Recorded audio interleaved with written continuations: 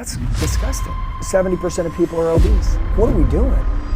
I'm going to tell you this, my entire company, my entire team, if you don't have a six-pack, you don't work for us. Andy and Jacqueline Elliott built the Elliott Group into a 9-figure empire, training over 1.3 million elite sales professionals worldwide. One of the best trainers in the entire country when it comes down to sales. One of the fastest growing sales training organizations in the country. Let's take 100% of the successful people. 80% of them don't have a relationship with their kids. You don't take care of yourself, you become unattractive, and you think the hunt is money.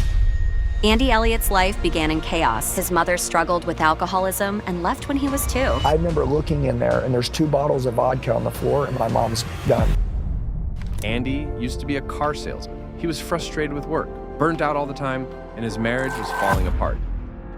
What was it that triggered inside of your head where you just went, you know what, fuck this, I gotta change? Said she learned to live without me, her and the kids. And so that pissed me off. I 50X'd my income after she pissed me off. I got a 6-pack, an 8-pack after she pissed me off. I became the best dad after she pissed me off. Kid became a good husband. His message of having it all now reaches 100 million viewers monthly. I don't watch a lot of people's stuff. I love your work. Got the ads, call motherfuckers out. It's amazing to watch what you've done, and I'm happy. Everybody wants to have a staff like Andy has. Everybody wants to look like his team. Garrett, take your shirt off. Come on, Garrett. Does this bother you? Yes, sir. Okay, doesn't bother you enough. His greatest strength? The battles he lost before winning the war. Dude, I'm a broken ass dude. I think that's a big key, is that people that have been through shit connect with people that have been through shit. First of all, the leader builds the environment. And so I'm thinking, what environment do I want to build? Do I want to build a hero-making machine? So if we're going to build a hero-making machine that's going to build badasses, what kind of people do we want? People that... That's what I want. If I find that guy...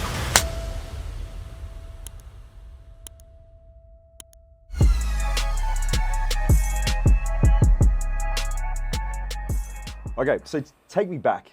Your wife grabbed hold of your love handle. Yes. You knew that you weren't performing at your best, and now you've built this empire that's getting bigger and bigger and bigger. I want to know, what was it that your first initial thought was? So you get the love handle grabbed, you know you're not performing at your best. What was it that triggered inside of your head where you just went, you know what, fuck this, I got to change? Well, so number one, a lot of people that are watching this is like, okay, this guy's wife, right? Well, she did 2 things. Number one, she first said she learned to live without me, her and the kids. Mm-hmm. And so that pissed me off. And then while I'm mad, then she grabbed my love handle and she said, you're getting comfortable. And you know, there's a time, listen, women, a good woman, there's 2 things that'll ruin a man's life. Number one, not having a brotherhood.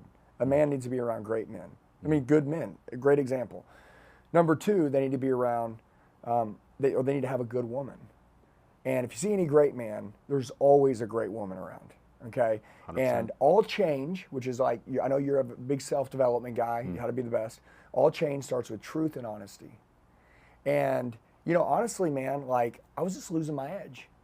I was better than most, which is poison. Mm-hmm. I mean, you know, imagine, I'm like, man, yeah, you're better than most. That's like saying you look good for 41.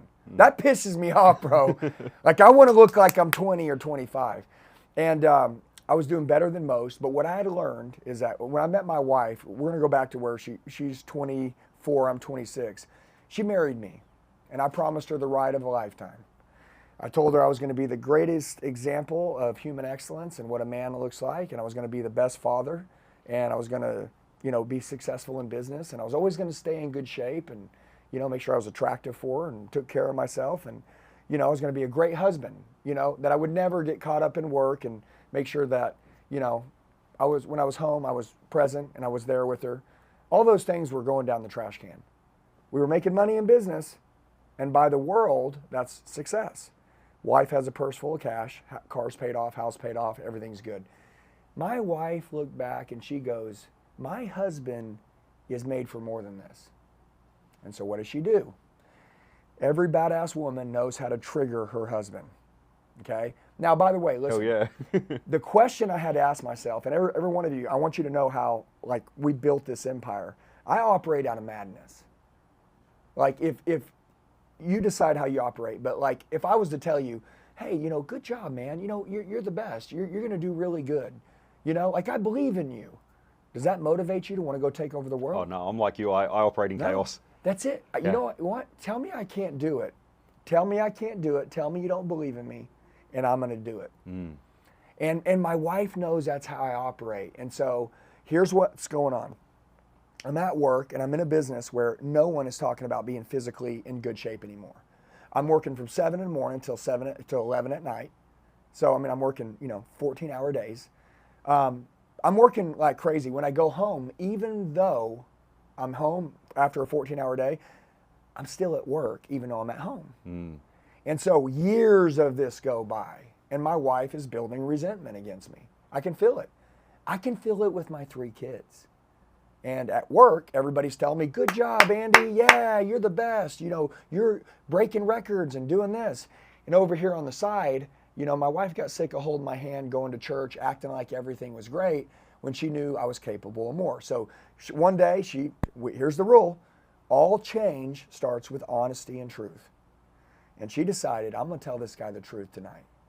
And she came home and she said one of the things, or I came home, and she said one of the things that hurt me more than I've ever been hurt in my life, because I thought that I was successful. I thought she looked up to me.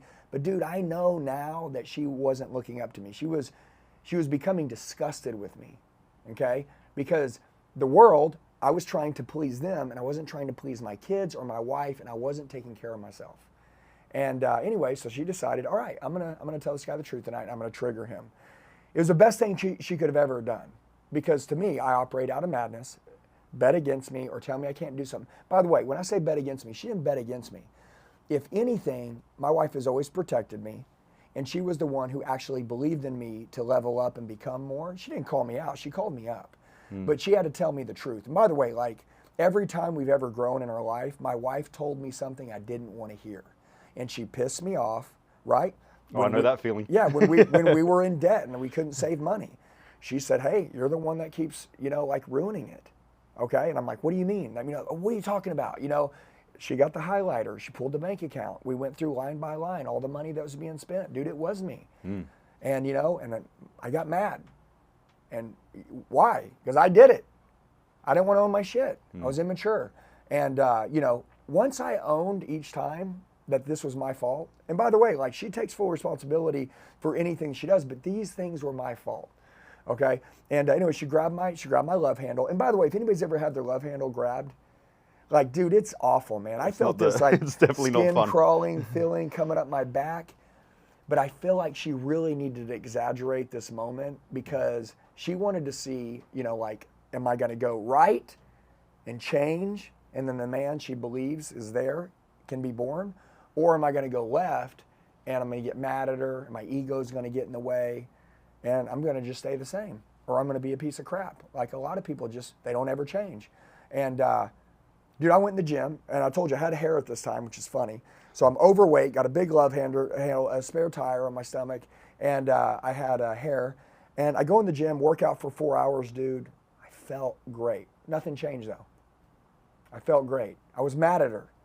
But when I was done working out, I wasn't mad anymore. I realized that she was right, dude. I took my shirt off in the garage, and I remember looking at myself, and I said, dude, when I married her, if she would have known that, 17 years later I was going to look like this, she wouldn't have married me.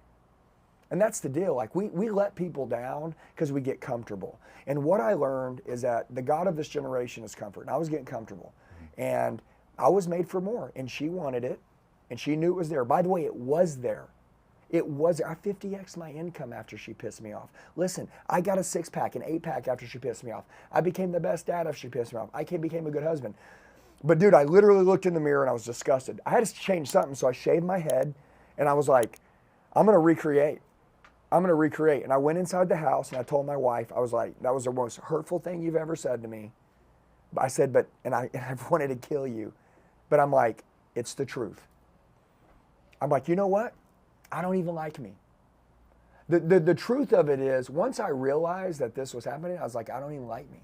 And I know what I feel, because we all resonate when we're not playing our best game.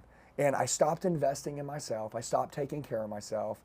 I was pouring everything into my company. I didn't want to see my marriage grow. I wasn't even thinking about that. Now it's like we're marriage millionaires. We built a big team. We're building all these crazy things, all because I decided to change who I was and become my best self. But I'm going to tell you, man, every single person I believe should get called out by somebody they respect, somebody they look up to, and somebody that they love. And at that point, they have a chance to either change and become great and break their bloodline and make their last name count for something, or they can get their ego in the way and they can hate everybody around them, but they don't have the courage to look in the mirror. Dude, I looked in the mirror, man, I was disgusted with me. I hated me. And I'm glad she did it, because I'm gonna be honest with you. If I would have died, I'm 44 right now, that was 39 at the time. If I would have died at 39, I would have died with regrets. Because honestly, I didn't like me, I didn't like my life. What were those regrets? Just honestly, man, I mean, look, I became ungrateful for a lot of things. And I think a lot of people in this world become ungrateful for how they should be grateful for like the life they have. Am I right? Oh, 100%. But they run around, complain, bitch, whine, cry. Dude, when I had my kids, I have 3 kids. When I had my kids, I said, babe, I remember the first day we took our son home from the hospital. I said, every night, I'm gonna brush his teeth, I'm gonna tuck him into bed, I'm gonna say a prayer. I promise you, God, if you give me a healthy kid, I swear on my life, I'm gonna take care of this kid like never before. You know what? 3 years later, I'm at work, not brushing teeth, not tucking anyone to bed, not saying a prayer, not doing any of that. I remember telling my wife when I married her, I was like, dude, I want a best friend. I'm like, you're my best friend. She was my fantasy, she was my best friend, she was my workout partner. She was everything to me. I was like, dude, if I could just have someone like this, God, I promise you, I will make sure that they feel like they're number one forever and they feel important. And I didn't do that anymore either. It's like, dude, once I got something, I became entitled, or I'd move on to something else. And dude, that's most people in this world. And then lastly, dude, my health was garbage. Absolute garbage. You know what I thought? I thought the more money I made, the happier I'd be. And I wasn't happy at all. And then so finally my wife is like, dude, I don't like this. She's like, I don't like this life. Why do you think that so many people are like that? Because I have my views on that, but the majority of people that I've worked with over the years who are business owners, they work so hard for this idea of freedom, but then they get the thing that they want, which is money that's supposed to give them freedom, but all it is a big trap, and then it destroys everything else around them. Yeah, their kids hate them. Look, let's take 100% of the successful people. 80% of them don't have a relationship with their kids. Facts. People aren't going to like this. You're like, dude, I don't like that. You're pissing me off now. Okay, good. So we're getting somewhere. Your kids don't look up to you. They don't choose you as their hero. You're not your wife's fantasy.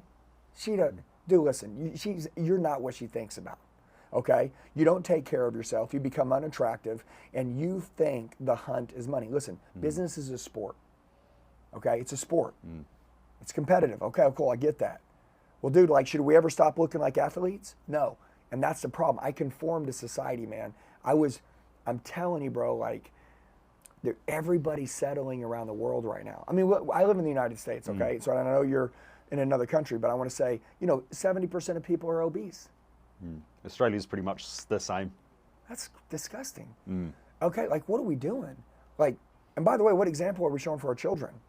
If that is you, okay? I mean, come on, that they should do it? Well, what happens when they get diabetes, they get sick, and they get diagnosed with something, and their parents let them eat whatever they wanted?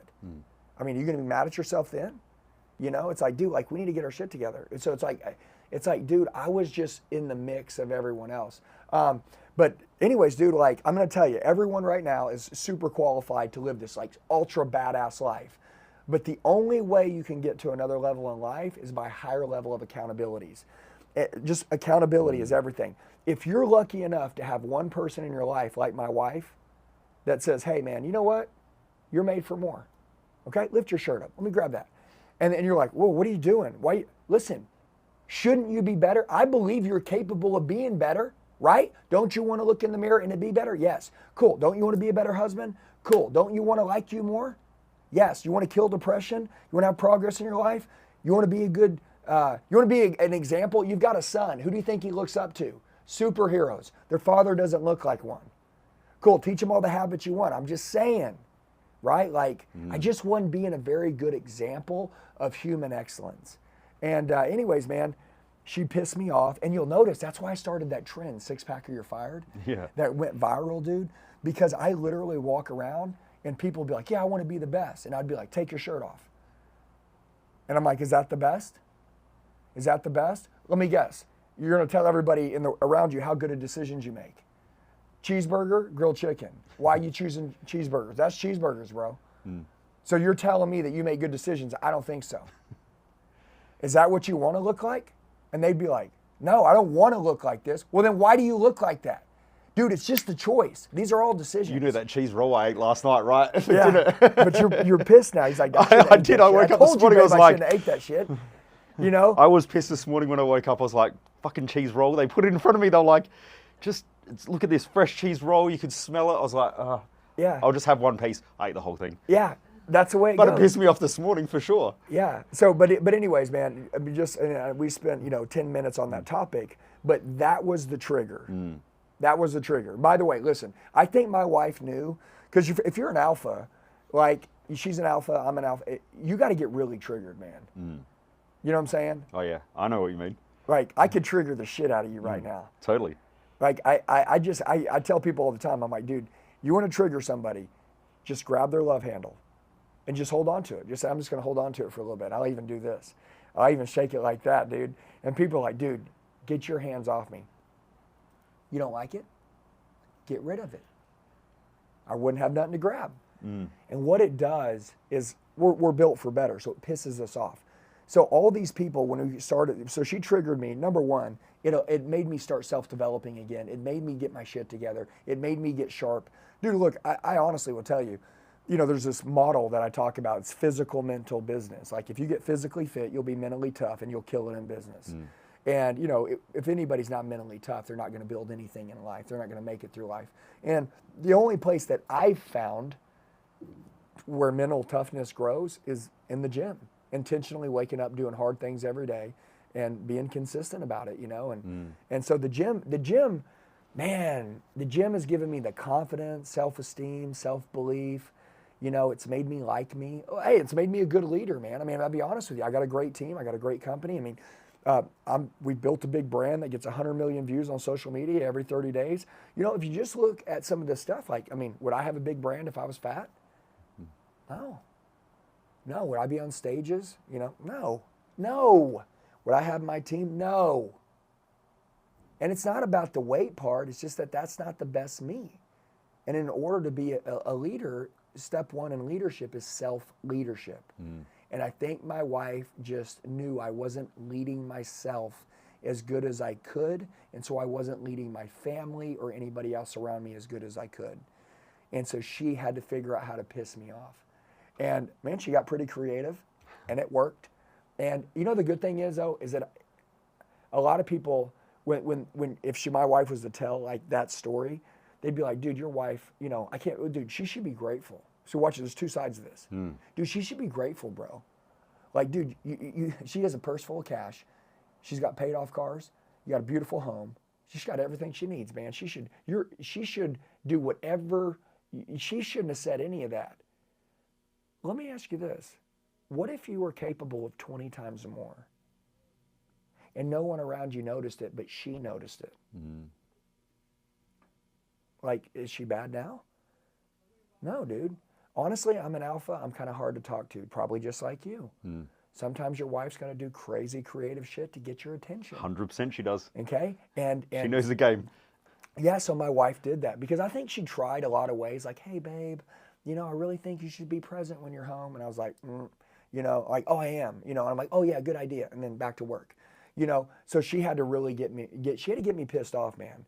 And dude, honestly, my family's learned to live without me part, that was a big deal, man. Like, honestly, and I'm going to say this and then we can move on to whatever you want, but I was one-dimensional. I only thought that I could have success.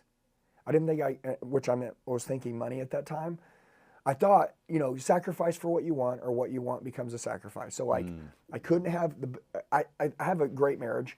I have great kids. They're beautiful kids. I have a beautiful house. I'm in better shape than most people, right? I mean, I'm not really that overweight. I'm kind of chubby. It's like, I got a good life. Hey, but I was making like $2.5 million a year or something. I'm like, hey man, I'm doing better than anyone thought I would ever do. Hell, I never had more than $5 in my hand at 18. I mean, I'm like, babe, look how far I come. And she's like, you can have it all, Andy. You can be ripped. You can have a badass marriage. You can be a badass parent. You can be close to God. You can make way more money. You can be a leader. You ever thought about all that?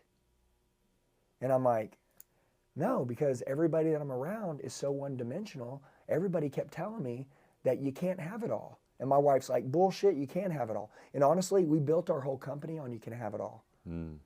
That's what we built our whole company on. And I'm going to tell you this, I got it all right now, and I'm going to fight for it until I die. And that's the whole message to how our company got built, is we perform that you can have it all. And if anybody tells you differently, I would suggest not choosing them as a mentor. I agree with that. And something that's interesting is you're talking about your relationship, and something that, you know, when I've had to work with couples, a lot of them come in and they say, but my wife or my husband should support me. And I say, all relationships are built on authenticity and getting the best out of each other. That's it. Full stop. Yeah. You know? And by the way, listen, hey, your wife, when you change, she'll change. Dude, you know what I learned right after that? Is that number one, like when you change like how you want to live, dude, your eyes change. Like you change as a person, like literally your identity, your eyes, everything. My wife saw everything change, not just like my body started to change, but like my eyes, like the way I was living, my intentions, what I was after, what success meant. You know, like like everything changed, and that inspired her to become a better woman. And then dude, like she changed 362, and she still changes every day. Matter of fact, me and her have competitions now. Who can change the quickest? I'm like, I change every day, babe. You change once a week. You can't catch me. I change every. She goes, I change twice a day. It's like, bah, bah, bah, bah, bah. It's like we play the game. Who can totally recreate the fastest? So everybody who's watching this, your girl, she wants to change too. But if you're a man, you're watching this, you're the leader of your home. Okay, so you have to change first. That's the way it works. And then secondly, if you're a badass alpha woman and you're watching this, like, dude, like you change, he'll change next. Nobody wants to get left behind. Okay, but she needed to trigger me to change. And honestly, dude, I'm so glad she did, man. What are you working on at the moment? What's the change that you're going through at the moment? What's the key area of focus that you're working on changing right now? Being a better leader. You know, just being a better leader, man. I mean, like having more empathy, having a bigger heart. You know, like our whole life, I've been like so like attack. You know what I mean? And then like sometimes when you're that way, like you need to slow down and realize maybe somebody's not working, right? And you're like, hey, you know, I thought we were doing this. I thought we were working. And then like they got something going on at home, right? I mean, they're hurting, and you might bulldoze right over that.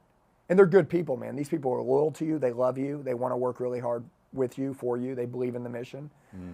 And you don't see it because you got to mature in leadership. You got to understand, man, that, you know, there's that hardcore charge, but then there's also, you need to have a heart and be aware and learn people really, really good. So, you know, we got a big team, man. And, you know, I'm going to tell you, dude, like the most specialist thing, because you probably got a team, but you're going to need to build your big team. Your team got a small team, yeah. Well, so one of the biggest things is you going to the next level is building a bigger team. I mean, it is. And you're not going to hire people to go sell shit. You're going to hire people that are you and that are like you, that believe in what you believe in, that want the mission, that believe in the mission, that would die for the mission. You say, die? Yeah, die. This isn't a job. This is our life. Nobody's here for a job. Matter of fact, every person that works here, every person moved across the country to come work here because they believe in what we're doing. None of them asked what they were getting paid. They didn't care. A lot of them left a lot of money to come here. And the reason why is because they wanted to change people's lives. And it's cool. And they all make really good money now. In the beginning, they're like, dude, I just want to be there with you. I see what you're after. I believe in you. I believe in what you're doing. You changed my life. I want to change others now. Let's go. And like, so that's the cool thing. So like you building that team. So but like, what am I working on right now? Honestly, me becoming a better leader.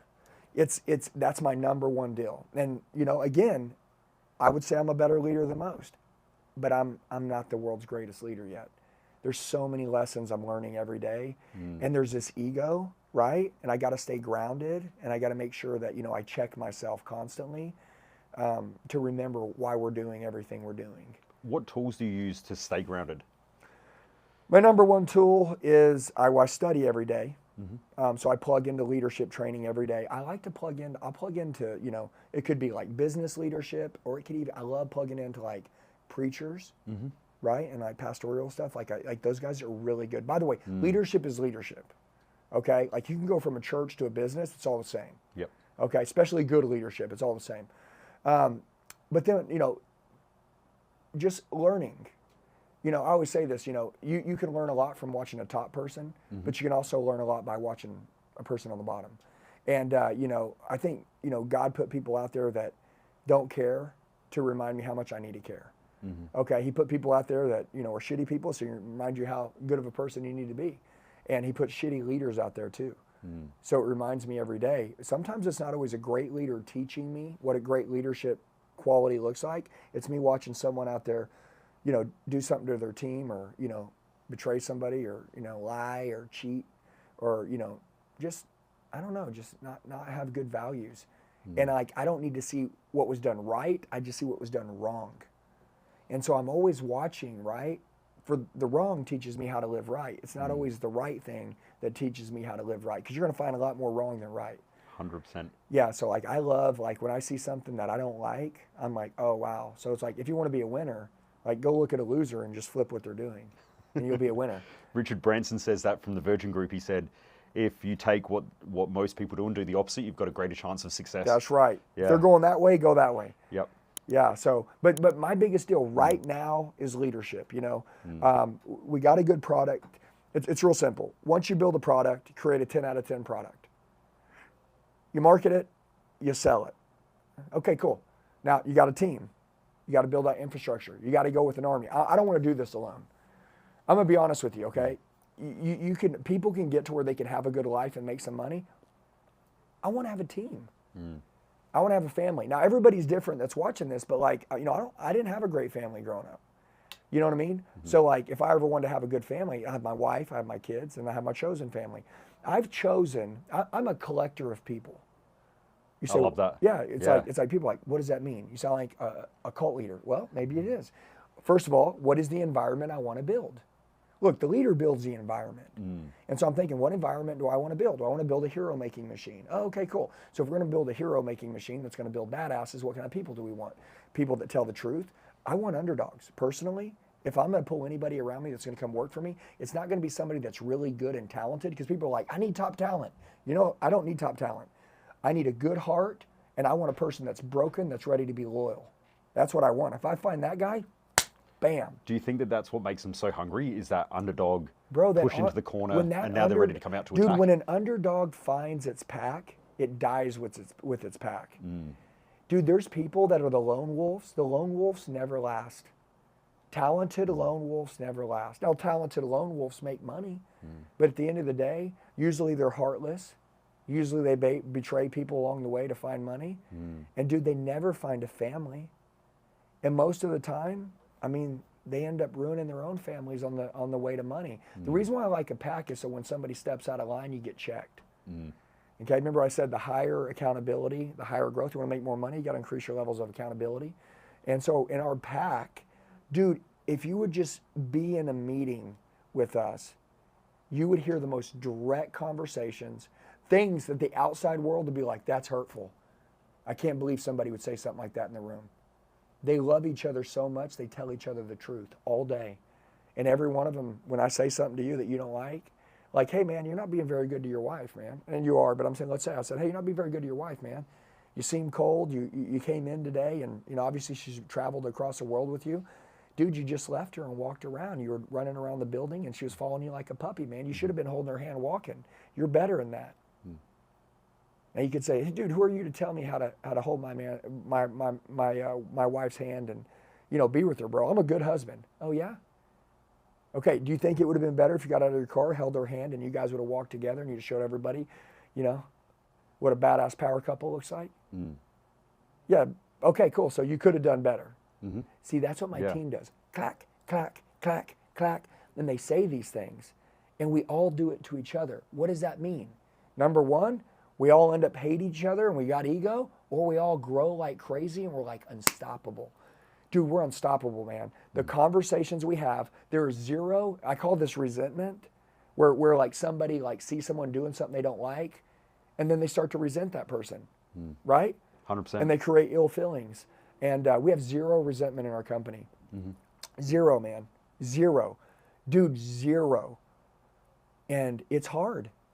But everybody has to keep a good heart. They have to tell each other the truth, and they have to do it with love. And you always end in love. And so it goes like this. And hey, and the only reason why I told you about your wife is because I love you, man. And I know there's a lot of guys watching you, and you can show them the example of what a good marriage looks like. Does that make sense? 100%. Yeah. See? And it's like, so I wrapped it with love.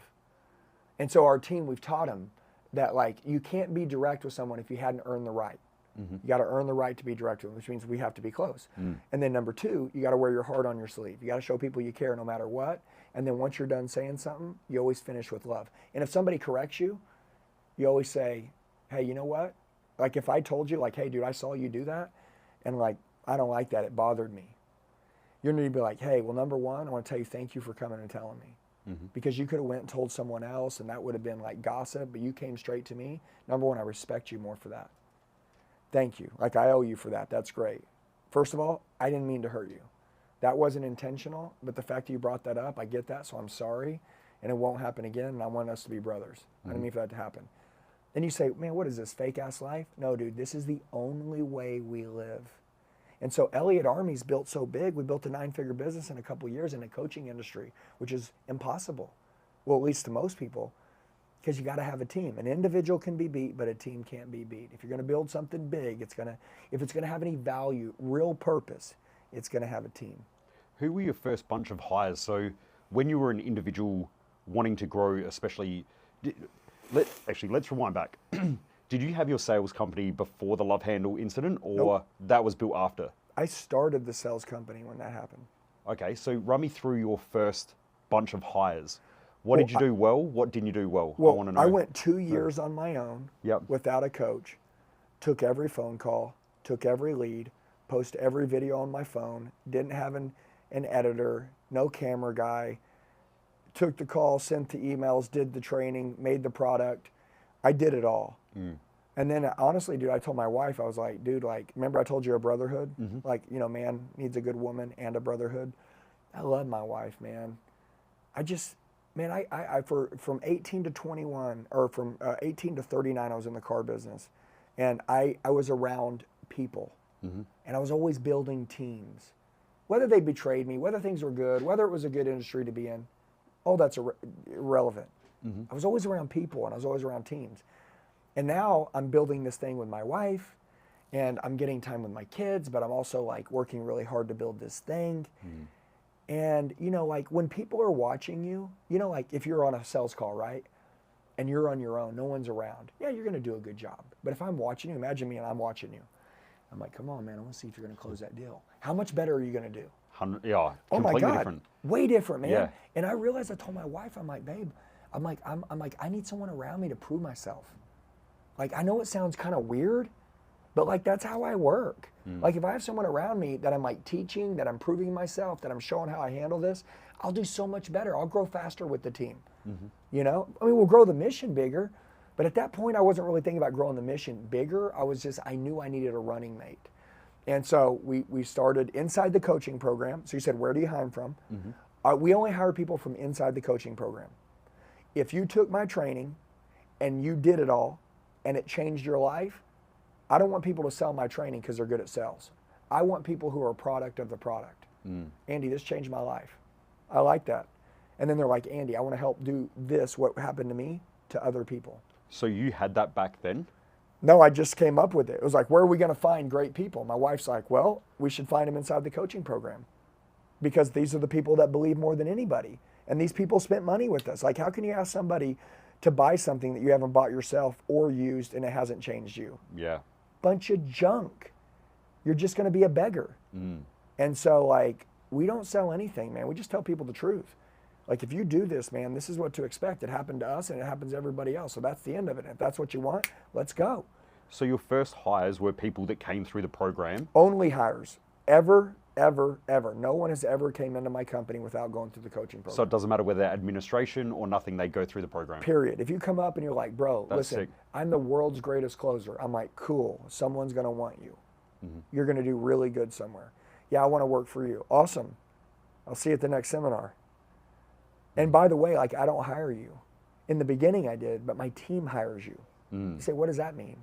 That means they have to really like you and believe in you, because okay, so I'm gonna explain something. Early on in business, we had a big meeting this morning, right? And so it goes perfect with this. You got 5, 10 guys, okay? And you know, they're a team, but they all want to be close to you. And so like, that's important, right? Because you started the company, you're the founder, you've built this idea, you've sold the vision every day and the dream. And they want to be close to you. They want to roll with you. And you know, it's important to you. You're like, hey, I really like that guy. And like, that's how you decide whether you're going to keep these 5 guys, whether you like them or not. As you grow bigger, it's not about how nice they are to you. It's about how nice they are to your team. Okay? It's like a parent. I know you don't have kids, but if you had kids, it's cool that your kids come up to you and show you lots of love. But what's cool is when you walk by their room and you hear them laughing and playing together and having a good time. But when they're fighting and not getting along, it's horrible. And so like, I want my team to love each other and to get along. I want to be like, and by the way, I'm going to say this to you.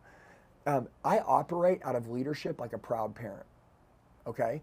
I have kids. They're 14. One's 14, one's 11, one's 8.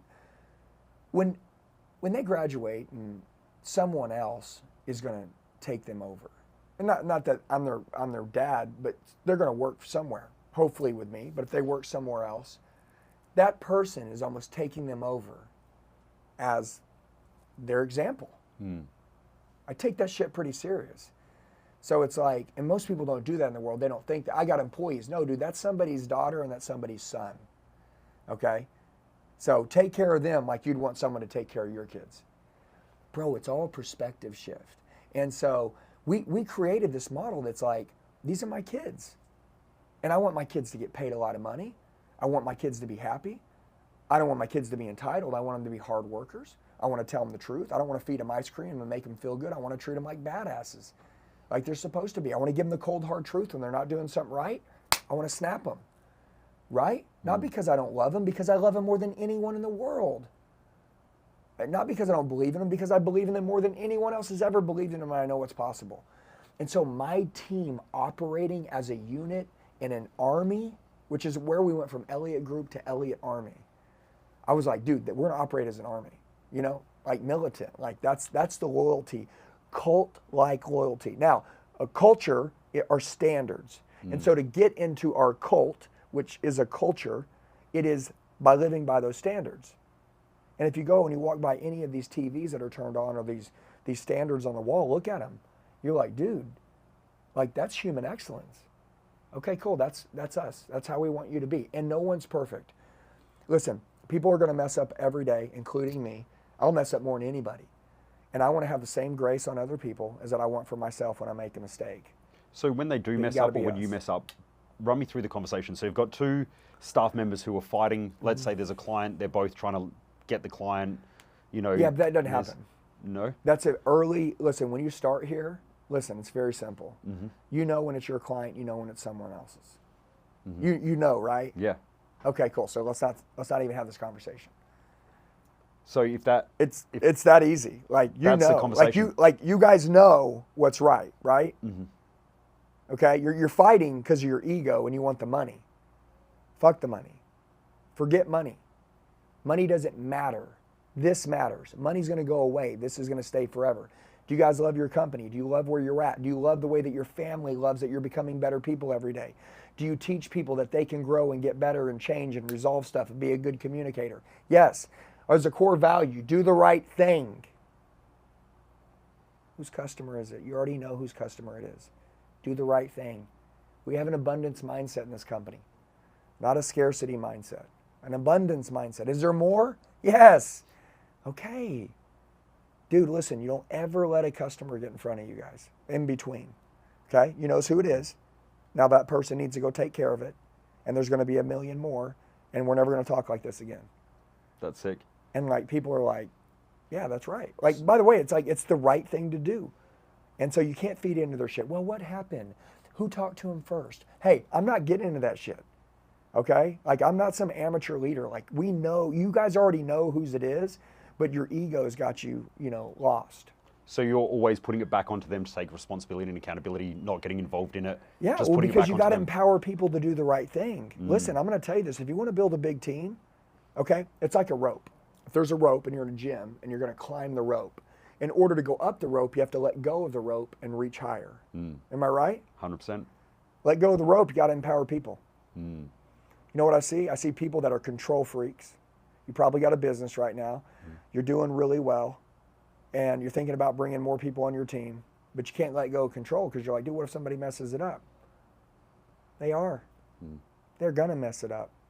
How did you jump over that hurdle? So going back, how did you I break away realized from that it? we weren't going to impact more people's lives. Look, I wanted to do more, go faster, and change more people's lives. How do you do more? Got to have a team. How do you go faster? Got to have a team. You know, how do you impact more people's life? Got to have a team. Dude, listen, like it's the hardest thing you'll ever do, but it's the most fulfilling, greatest thing you'll ever do. It's just the truth, man. I'm asking because we're going through that growth spurt now. Yeah. Like I had interviews this week. We're onboarding people quick. It's like there's all this stuff happening. Hire and it's from like, the heart. Yeah. I don't care about your skill. Look, I mean, I think you got to be able to work through a situation, right? Like we got to be able to talk through stuff, right? You know, because if you're going to talk to other people, like you got to be a good communicator. I think there's got to be a certain level of skill. You know, if the person can't communicate, like you're out. Okay, but hire from the heart, man. Because, and by the way, ask them, you know, like, hey, I want you to be vulnerable with me. Give me a couple things that's happened in your life that, you know, were tough. I want to know about your grit. Okay. If you drop someone off 100 yards off the shore from the ocean and they can't swim, they're going to drown unless they have grit. If they got grit, they're going to make it to the shore. Even if they don't know how to swim, they're going to make it. They always make it. And so, like, I care about your heart and I care about grit. And we'll get to skill last. Share a couple of the few hardest things you've ever been through in your life. Because I want to know. You know, I want to know. My dad, I saw him get killed in front of me when I was 10. I like that. I don't like that your dad got killed, but I like that you had to overcome that. Tell me more.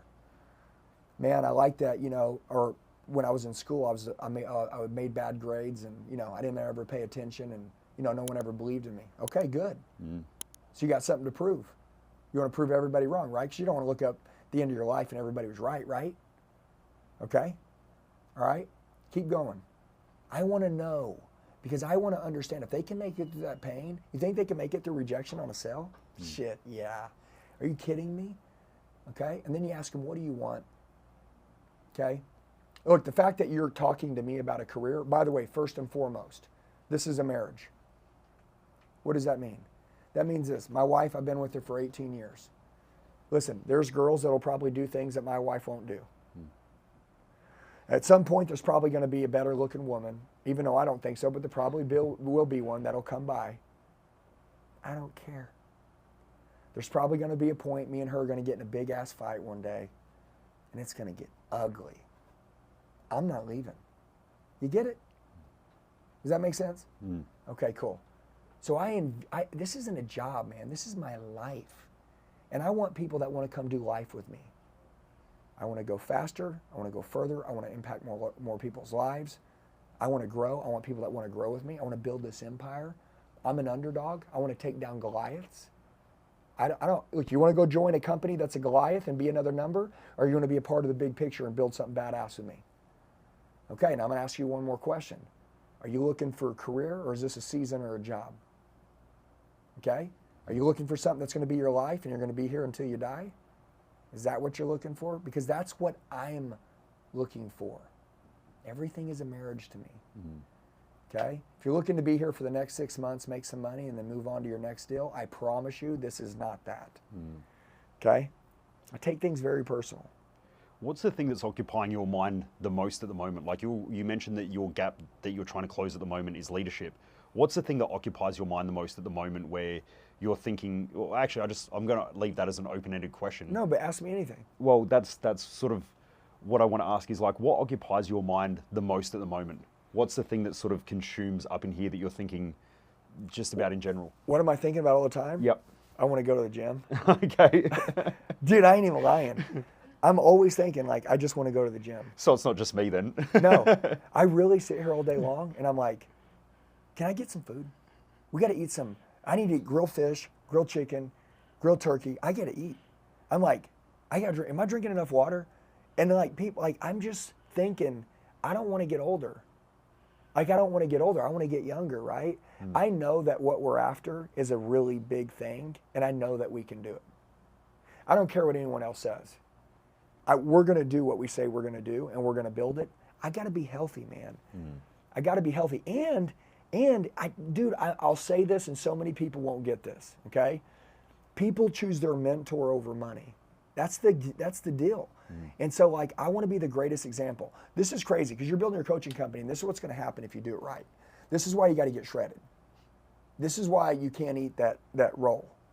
This is why. And I'm not saying you can't. Once you get into where you have wanted to get, okay, cool. Eat something and cheat for a minute. But then go right back, okay? Because that stuff's not going to hurt you.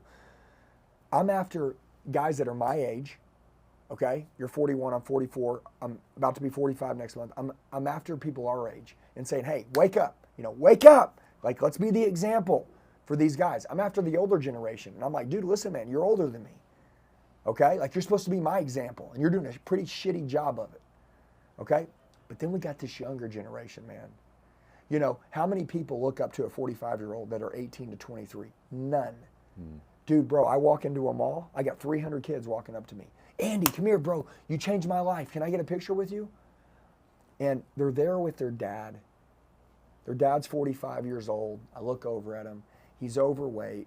He's distracted on his phone. He's not sharp.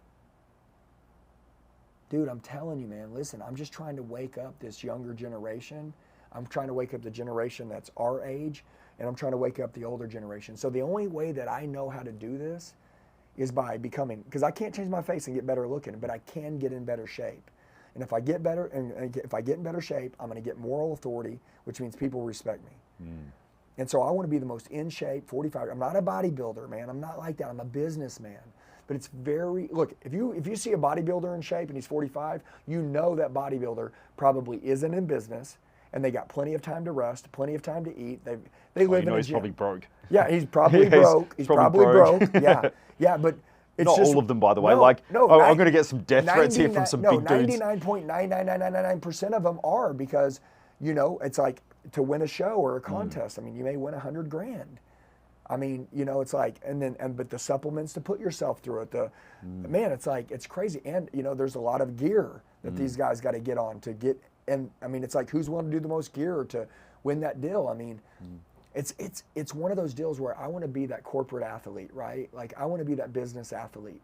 I want to be the guy that's 45 years old.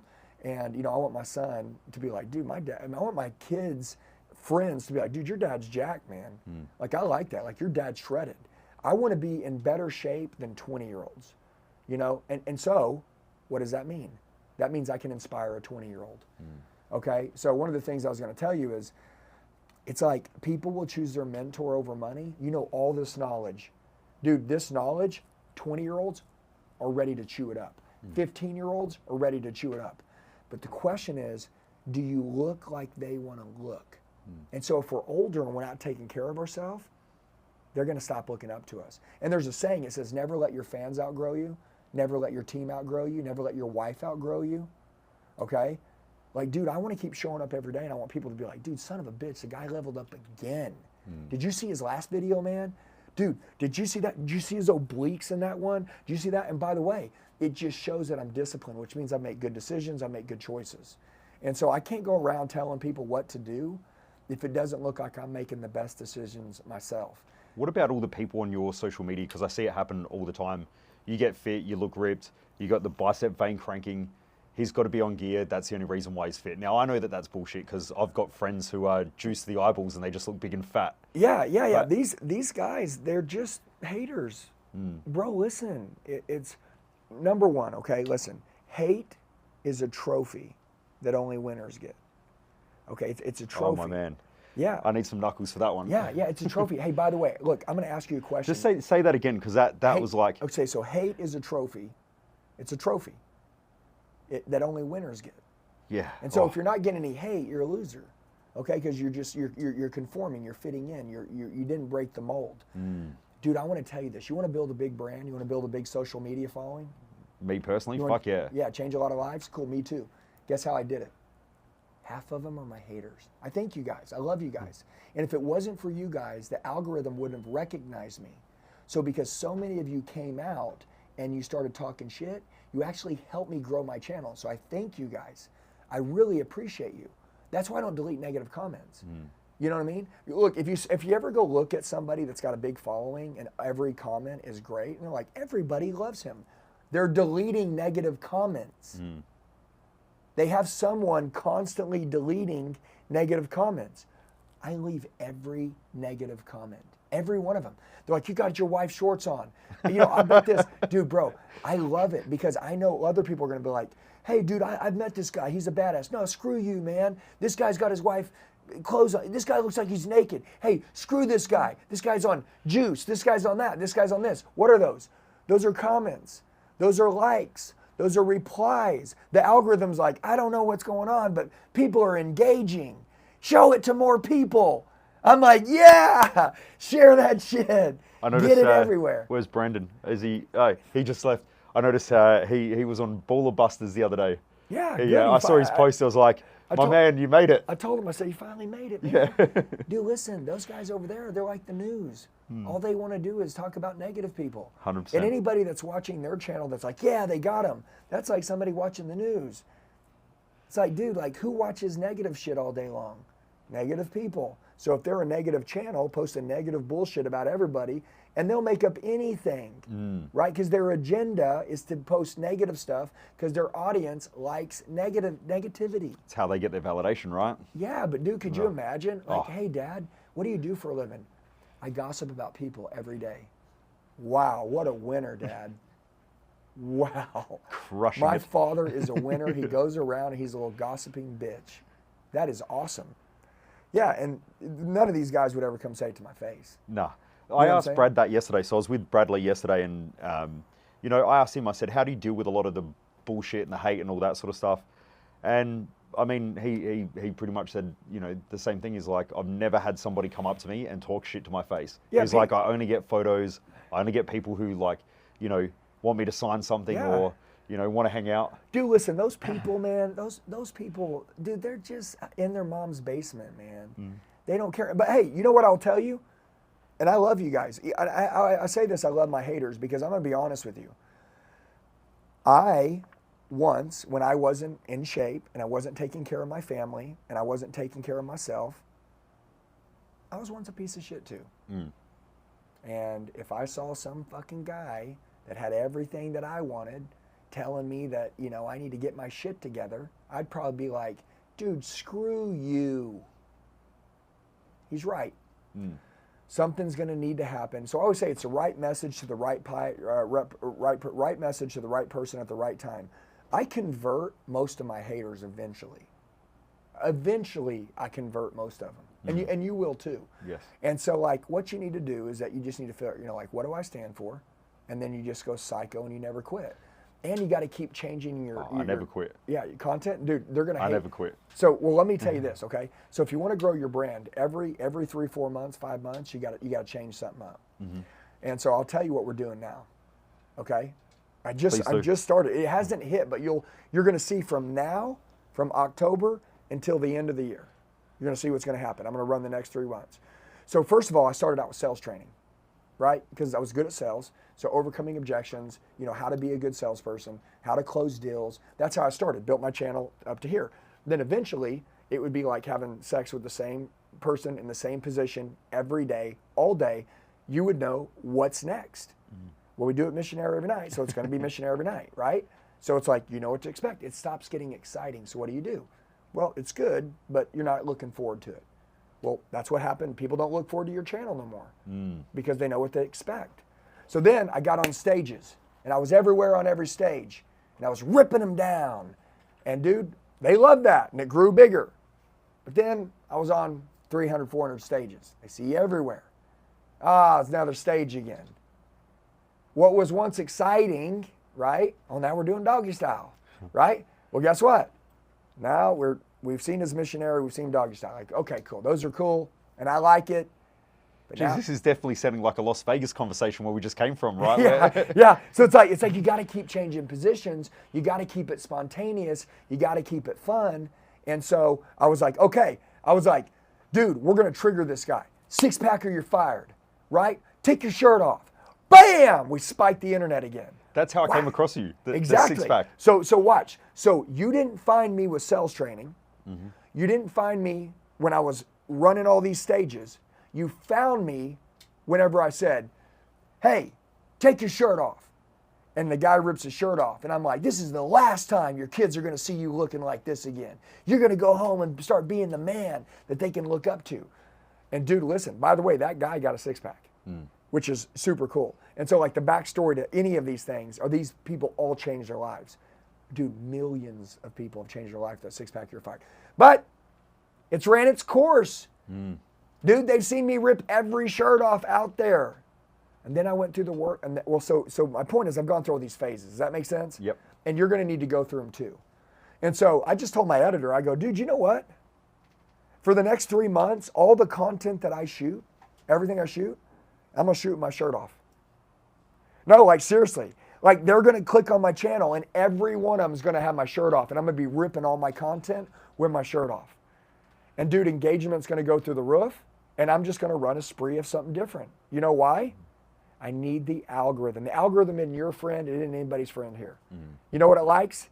Engagement. I'm going to bring all my haters out.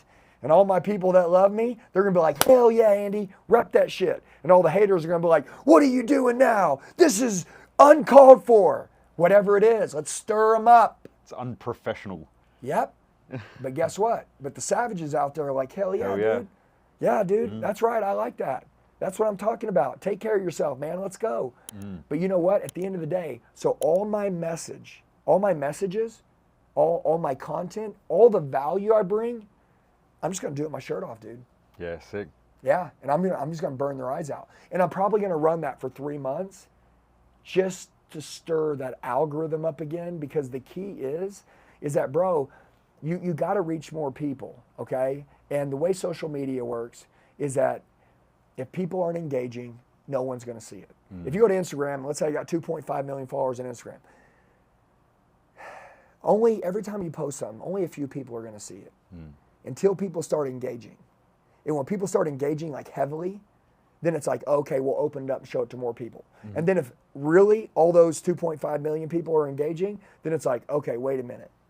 Let's show it to more people outside of that 2.5 million. Because if you look at my Instagram, let's say I get 20 million views, X amount, whatever, every 30 days, or 30 million views every 30 days, it's still, I only have 2.5 million followers. Okay, like think about this, my YouTube channel, right? Let's say it says it gets 40 million views every 30 days. Well, I only got 900,000 followers or subscribers. So like, it's the algorithm. The algorithm, you have to own it. And so you got to be creative. You got to pull out your inner genius. You can't care what other people think. You got to change shit up. You got to stand out. You got to be different. And you have to do that, because if you don't do it, no one's going to see you. And by the way, you'll get yourself to 50,000 followers, 100,000 followers, 200,000. Hey, look, I got a lot of buddies that made it to 250, 300, 400, and they're done. They're done, man. And the reason why they're done is because they just stop figuring out how to crack that algorithm. It ain't in the music or the hashtags or all that shit. It's in the content creator. I've noticed how much my Instagram has spiked just being in the US, just being around different people. And dude, because they're like, what is he doing? 100%. Why is he in the US? They're freaking out. Who's he gonna see now? Yeah. See what I'm saying? Yeah, definitely. Bro, we need to get you to Australia. Yeah, but that's the truth. Is that doing something different, they're getting your attention. You're getting their attention again. And so like, that's the deal. So I would just say, as you're growing, it's like, you're going to be like, dude, like if you ever see your shit like flatlining, you can't just keep posting the same good content. By the way, they'll appreciate that, but you're not going to gain any more followers. And then, people are going to start falling off eventually. Done well. Because you're predictable. You've inspired me to get my six-pack back. Bro, you better get it back. Well, especially if you're going to mentor the whole world. And honestly, on top of that, your wife deserves it. She's hot. And then another deal is that you perform better when you're in your A game. Definitely, 100%. Yeah. Well, I was eating bison and rice with Brad Lee yesterday, so you've kicked his Protein ass. house, right? Yeah. He told me to tell you to just make sure you got his 50 grand ready. Bro, I've had 50 grand ready for him for 2 years. Listen, I'm number one. I've had 50 grand ready for Brad for a long time. I've made this bet many times. Nobody knew it because Brad never hits it. Now I love Brad and I'm ready to give him 50 grand. So, but this time when I made the bet with him, I made sure my camera guy got it, and I didn't ask for his permission to post it. I just posted it out there so that his ass had to be held accountable. Remember I said higher levels of accountability, you hit your goals. And when I posted it, he goes, dude, you put me out there with my shirt off, man. And I go, bro, I thought you said you were going to get a six-pack. Why did you not mean the bet? And he goes, no, I'm in it. I said, good. Well, now the whole world knows. You know, and it's had 10 million people watch it now and, you know, blew up on YouTube. Everybody saw it, and everybody knows November 17th. Well, I knew about it yesterday. Yeah. We're eating bison and rice for lunch. Yeah, and that's the deal, is that, look, dude, every day he's thinking about that bet. Now, listen, I'm going to tell you this. Either way, I make my money back. Okay? Think about this. If Bradley gets a six-pack, if he does, dude, I'm the guy that got Brad Lee to a six-pack. He will. He's looking pretty stacked. Yesterday, he said to us last night, he's like, I missed the gym this morning. I got to go to the gym. And he got in his Ford Ranger or whatever he's got and then blasted out the car park. He's like, I've got to go to the gym. I think it's a Raptor. Raptor. If he hears you say he's got a Ford Ranger, I just get, people are like, Brad Lee's got a Ford Ranger? All right. Todd, we'll cut that piece out. That's going to be good content. No, we're not cutting it out. That's a good one. Brad Lee's got a Ford Ranger? I'll send that to him. That's it. I'm out of the circle now. He's got a big jacked up Raptor. But yeah, he does. Yeah, no, he's, but I love it though. And Yeah. anyway, so no, he's taking it pretty serious. He's got about 2 months left to get there. And he better pick it up if he's going to get a real six-pack. Well, he showed me yesterday. He was actually showing me. He was getting a bit leaner. Listen, I told him baby bumps don't count. I want a real six-pack. I'm going to show him what one looks like because that's a real six-pack. Done. But no, man, I mean, I just think that what's on my mind all the time is just staying in good shape. I've learned that when I am proud of me, I do a really good job for everybody, and I do more. Awesome. What does an average day look like for you from the moment you wake up to your sleeping patterns to nutrition, supplementation? Like what's that whole stack of a day look like? Like, do you break up your day into quarters? Like, what happens when you're tired? Like, they're all the things that I want to know. No, it's simple, man. Well, number one, I wake up, I cold plunge first thing in the morning. Yep. That's very quick. You just walk out, you get in a cold plunge. I do it for 4 minutes at 37 degrees. My wife does it with me. We get out. We literally walk straight inside. We get dressed. We go to the gym. After we go to the gym, I'll work out for 4% to 6% of your day, which is an hour to an hour and a half, 5 days a week. We'll work out, you know, no cell phones, no texts. No, this is a big key part here. No texts, no emails, no phone calls. Go dark. The gym is a sacred place. Work out. Period. Because I know a lot of people that go to the gym, they never change because they can't put their phone down. So like I want to really, and by the way, I want to be mentally healthy too. So like I want to look good, I want to get in shape, and also want to be mentally healthy. So I work out really hard. After working out, because of the way my life works, some people would have to run straight to work. I go home most of the time, or my kids homeschool. So they, at the office, they're here every day at school. They don't go to school. They're school here. I have a teacher here. And if I'm working out here at the office, right, because we have our gym downstairs, then I just walk upstairs. I see my kids. And I'll eat with them. We'll start the day. They kick ass, I kick ass. And then the day begins. That's sick.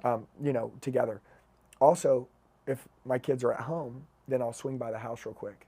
Normally I'll grab them and then I'll drive them into the office and I'll see them in the morning because that's important. By the way, it's our job as, you know, like your wife, husband, kids, you know, it's your job to bring special energy to your family. Whoever your family is, that's your job. And so I want to do that right out the gate, and I do it. And I make sure, and coming out of the gym, you have those like endorphins, oxytocin, serotonin, dopamine. You have these chemicals firing in your body. You know, that's why you got to hit the gym in the morning, by the way. Some people are like, I like to hit it at night. I hit it in the morning because you're in a great mood for the next 12, 15 hours, right? So that's why you got to do it in the morning.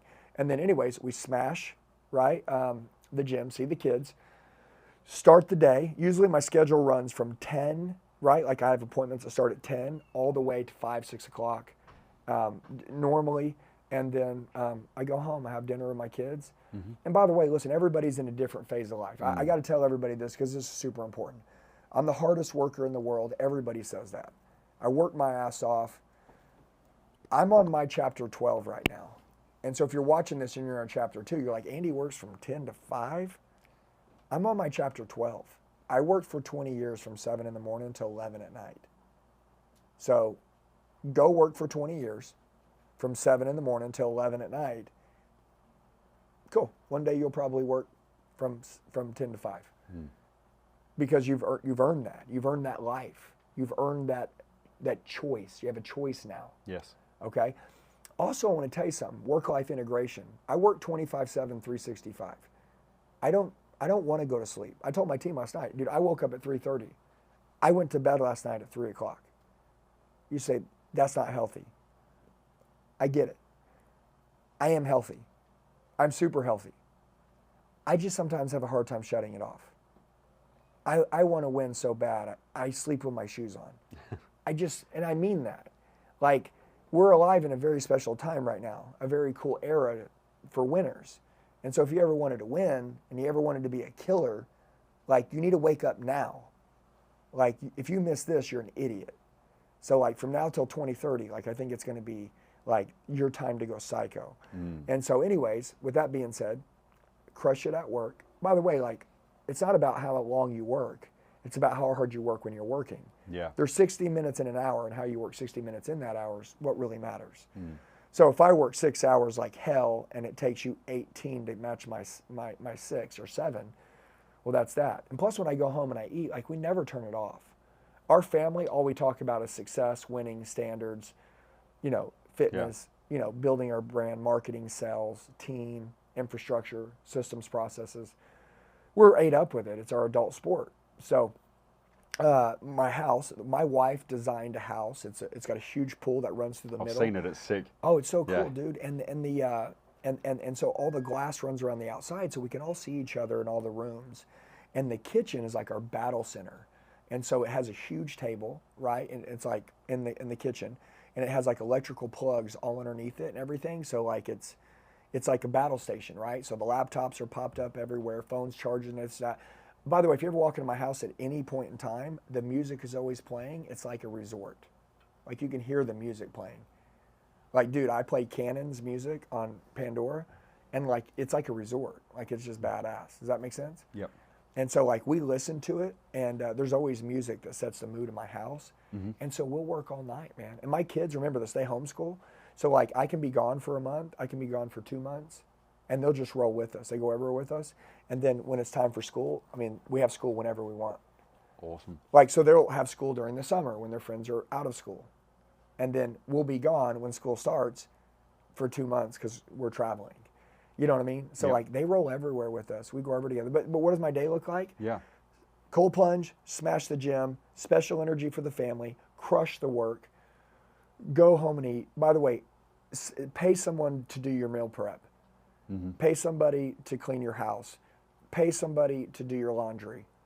Okay, those are low-level tasks. And people are like, oh, are you too good to do that? No. I want to do the shit that makes me money. Doing my laundry doesn't make me money. It saves me money, but the money that I can make by making money is way more than the money that I'm saving doing my laundry. Well, your laundry's going to be cheap anyway. You only got 6 pairs of shorts, and you walk around with your shirt off. So that's it. And it's only Elliott. There you go. So you just get ripped. I'm like, Elliott or Elliott Army. It's like it's all black, and it's all the same stuff. But I will tell you though that pay people, especially. Remember, I'm on my chapter 12. If you're on chapter 2, you're like, I can't do that right now. Oh, okay, cool. Well then, work your ass off so you can.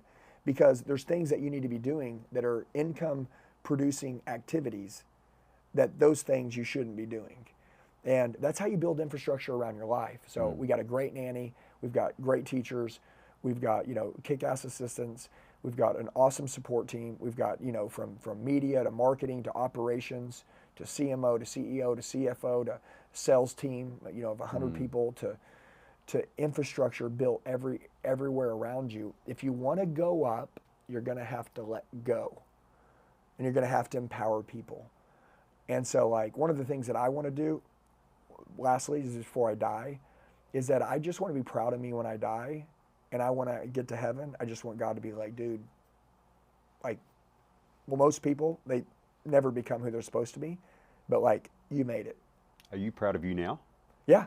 Dude, I told if I die now, like, and I mean this, like, dude, sometimes I'm like, I want to die on top, right? Like, I don't want something to happen and then I die, right?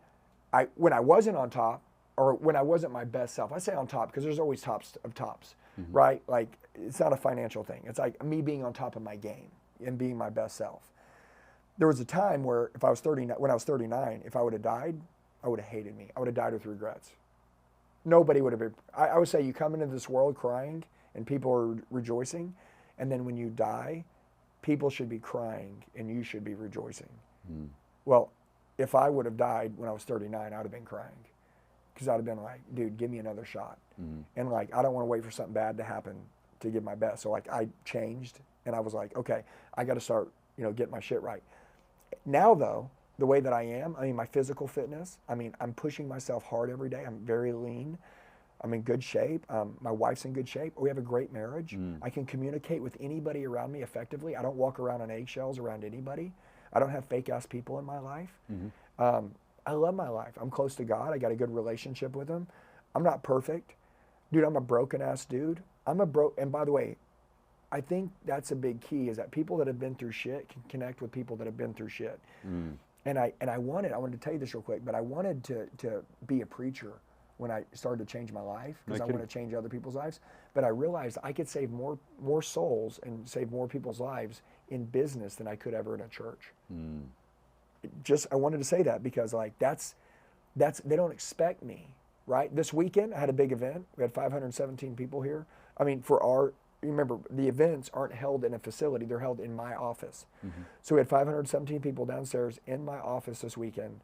I had a buddy of mine named Steve Weatherford. He's a badass. He was an NFL football player. He was in Australia only a couple of weeks ago. Did you see him? Yes. Yeah, so Steve Weatherford was here with me. And by the way, I have Steve Weatherford. He's been here 3-4 times this year. He's going to be at all my events next year. He comes in. I don't tell people he's coming. I don't put him on the flyer. Come buy a ticket. Steve Weatherford's going to be here. I don't even tell nobody.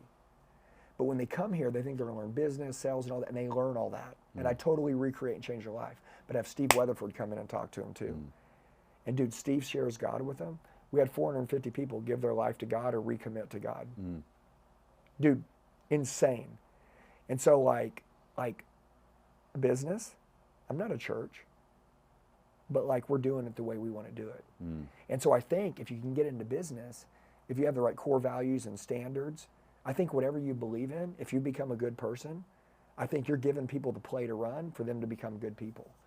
And like, that's what we're doing, is that we're just changing as many people's lives as we can. But if I was to die right now, I would say 100% I'm proud of me. And I would honestly be proud to die because I know my family would be proud of me by the way I'm doing it today. So every day I'm always like, man, it's like two good things. It's like, man, I made it another day. Yeah, it's gonna be another day. Then I'm like, damn, I made it another day. I gotta hold that standard high today, Because when I do go out one day, I wanna go out with a bang, So if I live another 100 years, that's why human excellence is important. That's why taking care of ourselves is important. We don't get to decide when we die. But if I was, I'm happy. And so like you being around us, our goal would be to inspire you, right? To think bigger, to think about building a team for yourself so you can impact more people's lives. And honestly, recreate for yourself too, because I know your wife, the more you change, the more she's going to change. And, like that's it. Like we just want to inspire people. So our number one goal is to build as many leaders as we can. I want to build the greatest leaders on planet Earth. Tony Robbins is a guy that I look up to. And I thought earlier, I was like, man, I want to be the next Tony Robbins. And then I was like, wait a minute, I want to build 10,000 more Tony Robbins. Like, that's what I want. And I'm not Andy Elliott. I'm the Elliott Group. Like, to me, like, that's super important. Because if you don't ever build a team, well, what happens if you die? I'm going to tell you what happens if I die. This is how I really feel. I feel like if I die, I feel like my team will get close with my wife and our business doesn't skip a beat. But if I wouldn't have built a team, then I die and then my wife is screwed. Yeah. Yeah, so don't The screw legacy your lives wife on. like that. Go screw another way. Yeah. Yeah. No, awesome. Well, I know you've got a busy day. You've got a ton of stuff on. Just want to say a massive thank you as well for hopping on the podcast as well, and you know, sharing what you do and also building the empire that you build as well. It's very inspiring. So thank you. Most people waste their life, and I just don't want you to be one of them.